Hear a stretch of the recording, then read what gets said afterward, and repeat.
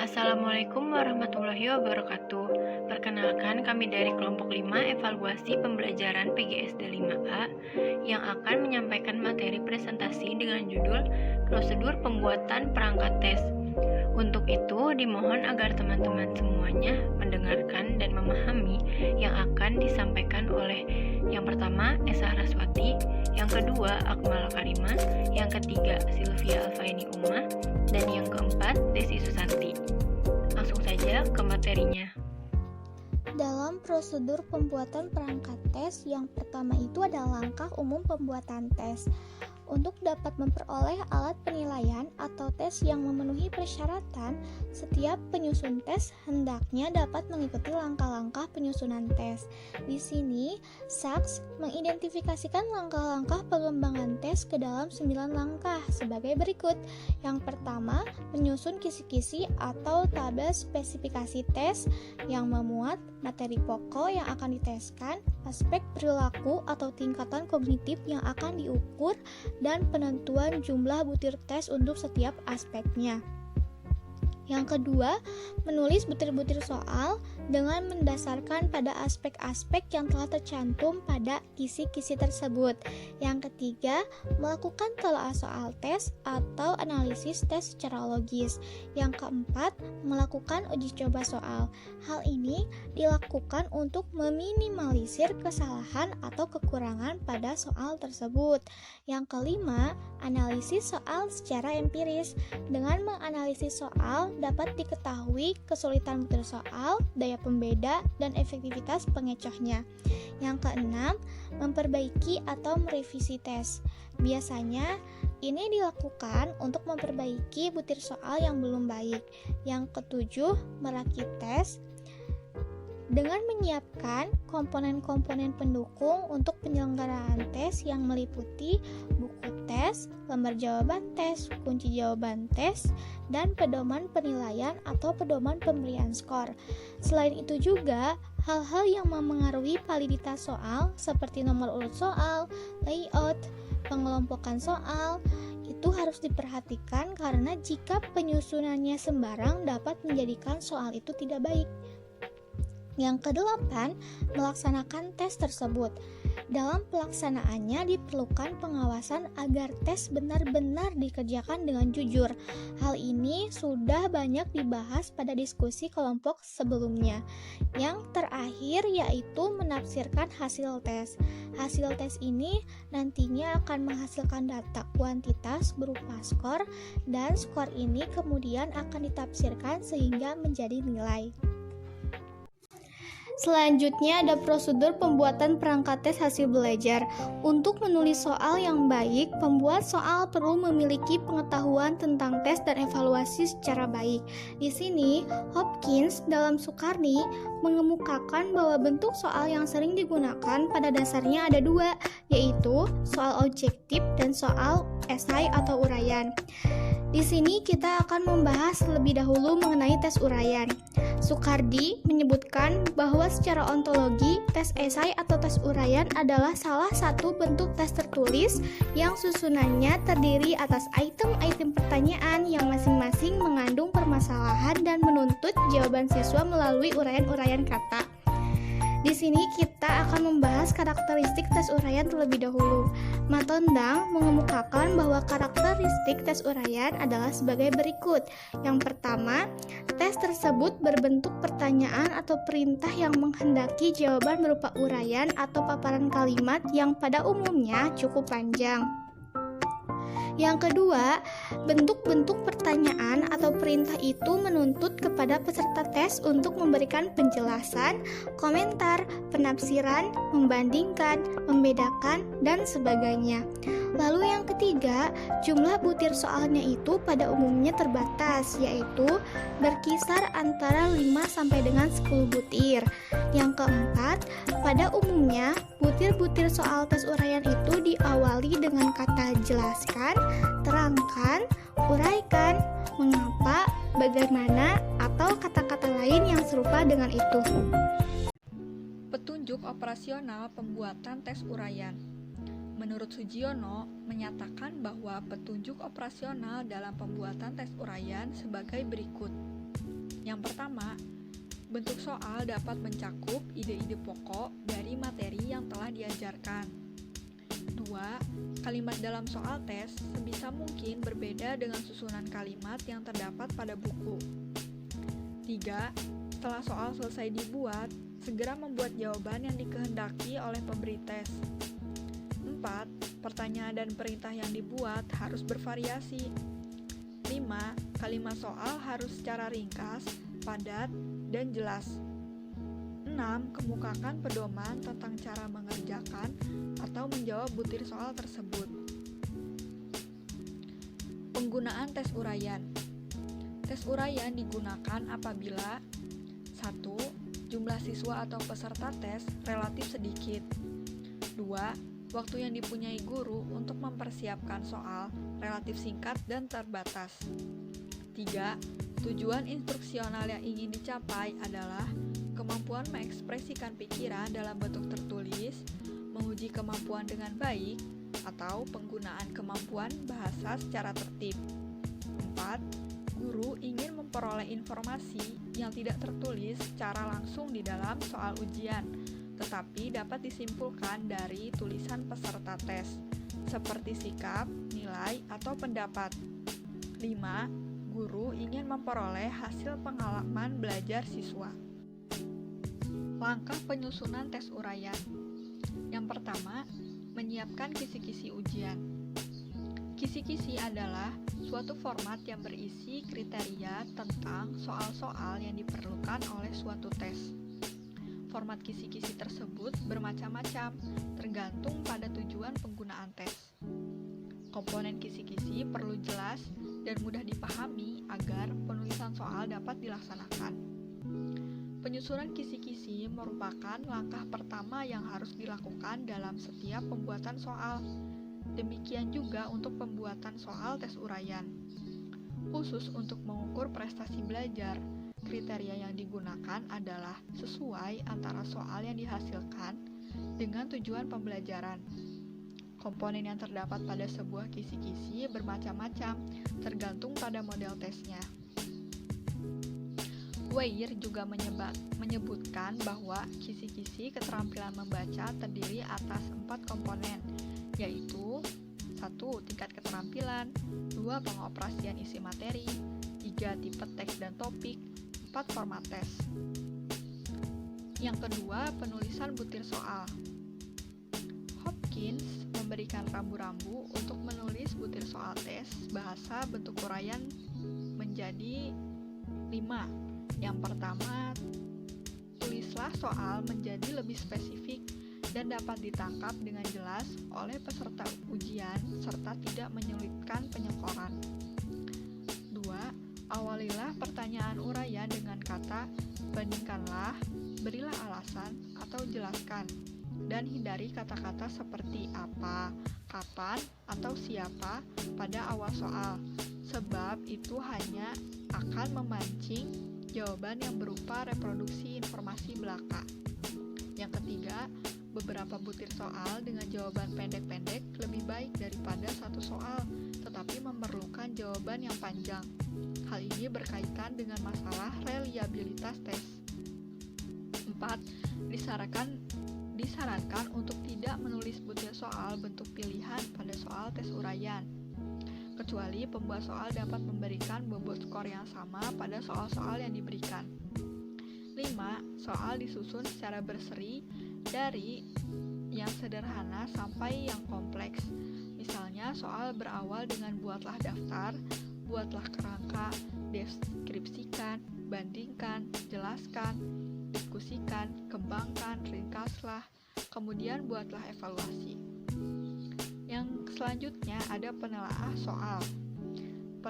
Penelaahan butir soal dilakukan dengan cara menyesuaikan butir soal dengan kisi-kisi tes, kurikulum, atau buku sumber. Telaah yang dilakukan ini dibagi menjadi 2. Yang pertama ada telaah materi. Telaah materi ini dimaksudkan untuk melihat kesesuaian antara materi yang telah diajarkan tertera dalam kisi-kisi dengan soal yang ditulis. Yang kedua ada telaah bahasa. Telaah bahasa dimaksudkan untuk melihat kejelasan, kebenaran, ketepatan bahasa yang digunakan agar soal yang ditulis dapat dipahami siswa. Materi selanjutnya yaitu tes objektif. Tes objektif ini adalah soal yang memiliki jawaban pendek atau memiliki salah satu jawaban dari beberapa kemungkinan jawaban di setiap soalnya. Penskoran yang dilakukan pada tes objektif ini yaitu secara objektif, karena bentuk soalnya menuntut sekumpulan jawaban dengan pengertian atau konsep tertentu. Selanjutnya ada karakteristik tes objektif.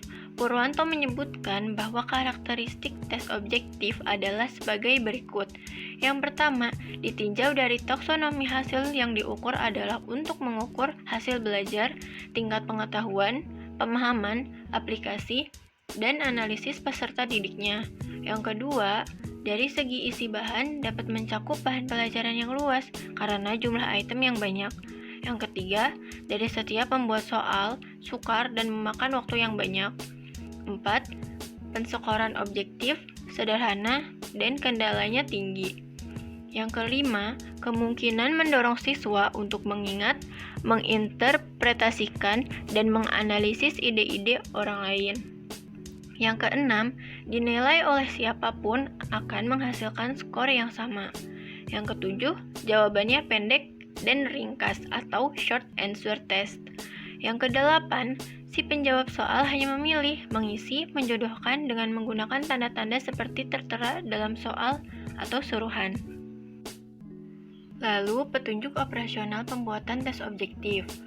Feby, Ronita, dan Kusairi mengemukakan bahwa petunjuk operasional dalam pembuatan tes objektif adalah sebagai berikut. 1. Guru harus menyiapkan soal dengan jawaban yang memiliki kesimpulan atau memiliki butir jawaban benar. Tingkat kesukaran dalam soal pun dapat diatur sesuai dengan keinginan gurunya. Yang kedua, dalam penskorannya, tes objektif yang memiliki kemungkinan jawaban benar atau salah, maka soal yang dapat dijawab dengan benar diberikan skor 1, sedangkan untuk jawaban yang salah diberikan skor 0.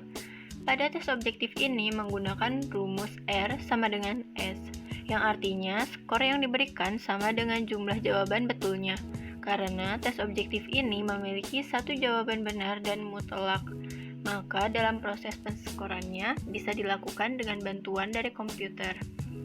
Yang ketiga, pada saat pemeriksaan, tes objektif dilakukan dengan 4 macam kunci jawaban.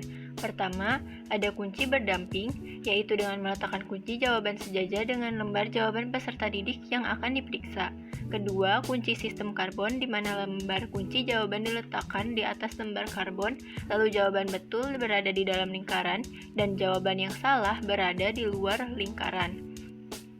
Ketiga, ada kunci sistem tusukan, di mana sistem ini pada dasarnya sama dengan sistem karbon. Namun, jika jawaban benar akan diberi tanda dengan tusukan jarum. Keempat, ada kunci berjendela. Adapun prosedurnya yaitu kunci jawaban yang kosong dan telah dilubangi dengan pilihan yang betul, kemudian kita letakkan di atas kunci jawaban, lalu dengan melalui lubang buatlah garis vertikal.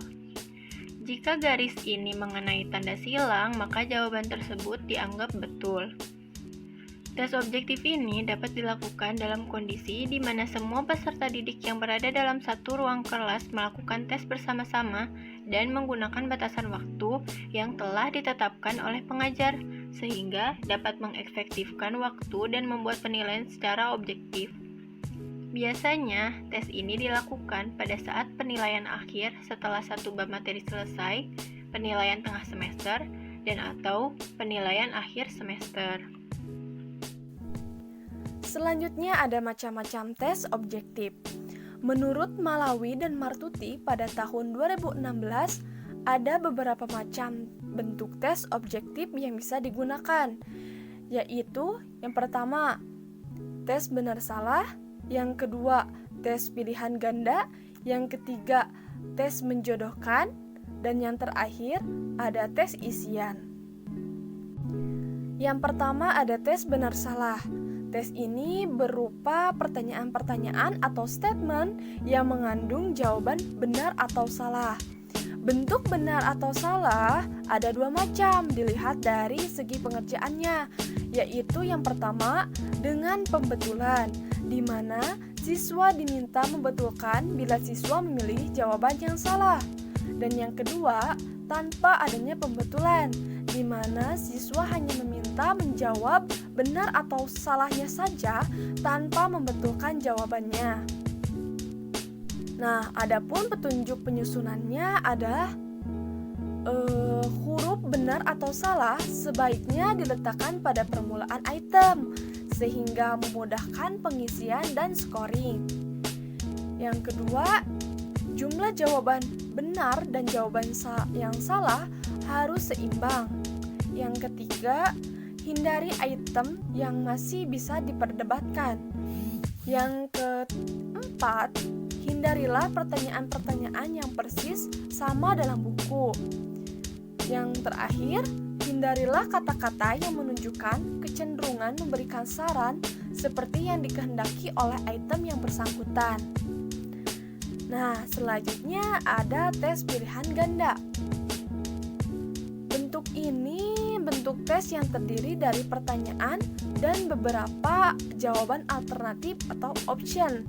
Jawaban alternatif ini terdiri dari jawaban yang benar dan beberapa jawaban yang mengecoh. Tes bentuk pilihan ganda juga dapat digunakan secara bervariasi. Di antaranya, yang pertama, pilihan ganda biasa. Kedua, hubungan antar hal atau pertanyaan sebab akibat. Yang ketiga, pilihan ganda dengan kasus. Yang keempat, diagram, gambar, atau tabel. Yang kelima, ada asosiasi. Petunjuk penyusunan dari tes pilihan ganda. Yang pertama, instruksi pengerjaannya itu harus jelas. Jika perlu, berikanlah contoh. Yang kedua, hanya memuat satu jawaban yang benar. Yang ketiga, kalimat pada setiap butir soal dibuat singkat dan tidak berbelit ya. Yang keempat, hindarkan option yang tidak ada sangkut pautnya. Yang kelima, hindari kata-kata indikator seperti selalu, kadang-kadang, dan lainnya. Nah, bentuk tes objektif yang ketiga ada tes menjodohkan. Tes menjodohkan ini terdiri atas satu seri pertanyaan dan satu seri jawaban. Masing-masing pertanyaan ini memiliki jawabannya yang tercantum dalam seri jawaban. Tugas siswa adalah mencari dan menempatkan jawaban-jawaban sehingga cocok dengan pertanyaannya.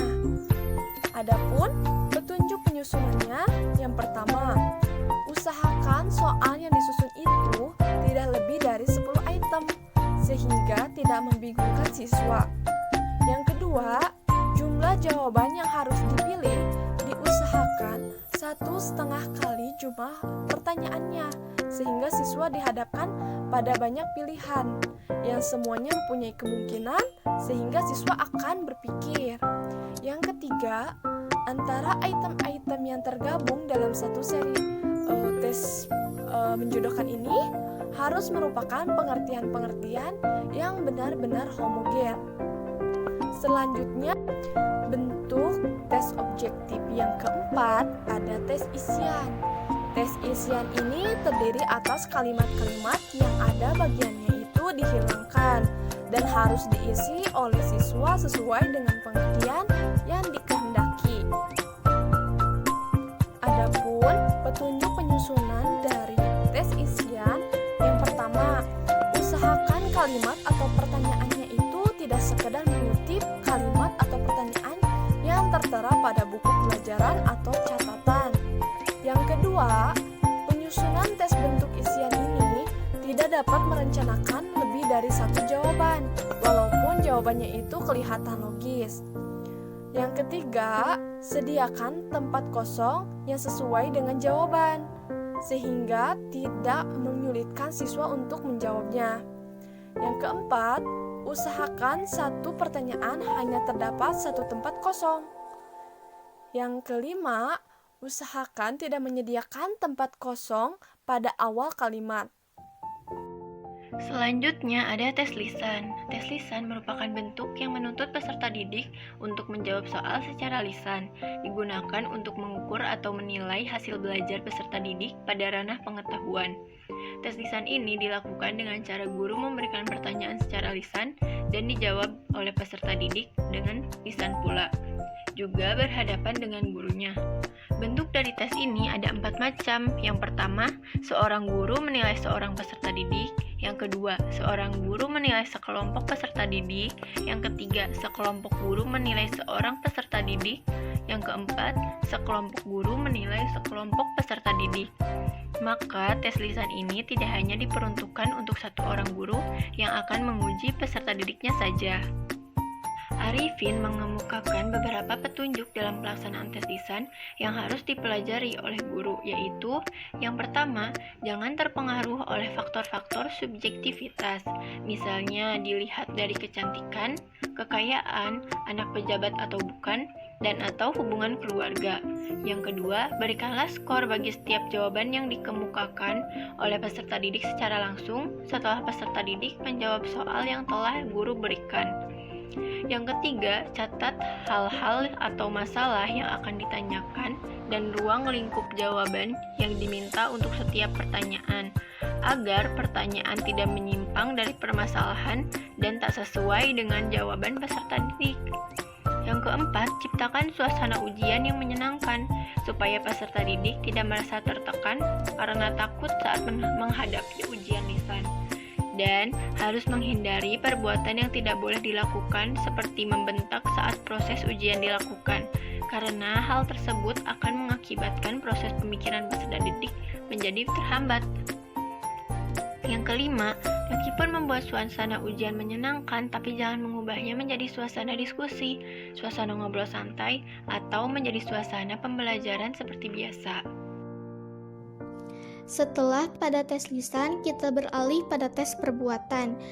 Tes perbuatan atau tes praktik adalah tes yang menuntut jawaban peserta didik dalam bentuk perilaku, tindakan, atau perbuatan.